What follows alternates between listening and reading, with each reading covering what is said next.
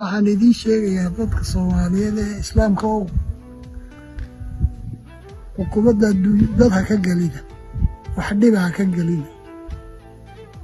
ninkii dhib galow way ku taallaa haddaad imika anad helin meel bay ku taal iska ilaaliya inaad mid noqotaan oo xumaanta iska ilaalisaan way fiican tahay sababtoo oo ah anoo dhalinyaro jeelka la geeyay anoo weynaadayna waan soo baxay mustaqbalkii aan markaa watay aan ku tala jiray waa la iga baabi'iyey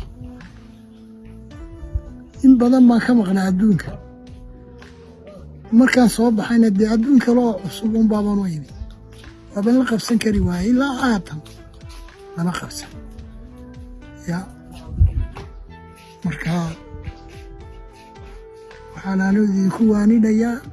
ninkii islaamahoo uu iska ilaali dhibkii weli wuu socdaa markaa jiray weli wuu socdaa iyo cuqubooyinkii weli way socdaa layskama dayin waana ka sii dareen yaa markaa waxaan leeyahay war ha la xisaabtamo oo la iska daayo xumaanta oo la isugaado mid ha la wada noqdo yaa dembigii adi lagaa galayna dembigii aniga layga galay haddee ilaahay umaanu sheegtay sana yaa waxba igama qaban karaan ummadda Soomaaliyeed adduun hadday keenaan waxba igama qaban karaan yaa marka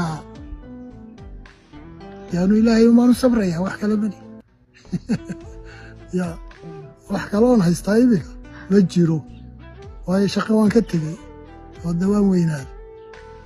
dhulkiina waaba iska cidla markaa dhalliin iyo mustaqbal iyo xarago iyo xoolo aan doono waa layga dilay marka hore layga dilay markaa iminkana waan ka gabowday dee ilaahi umaan sugayaa aabba markaad la sheekaysato muxuu dareemaa macnaha dulmiga ku dhacay ma qabyaalad baa loogu geystay ma dowlad qaab daran u geysatay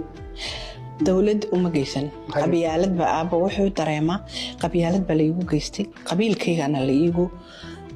iigu sameeyey darteed buu yidhaa wuxuu dareemaa in noloshiisii oo dhan laga baabi'iyey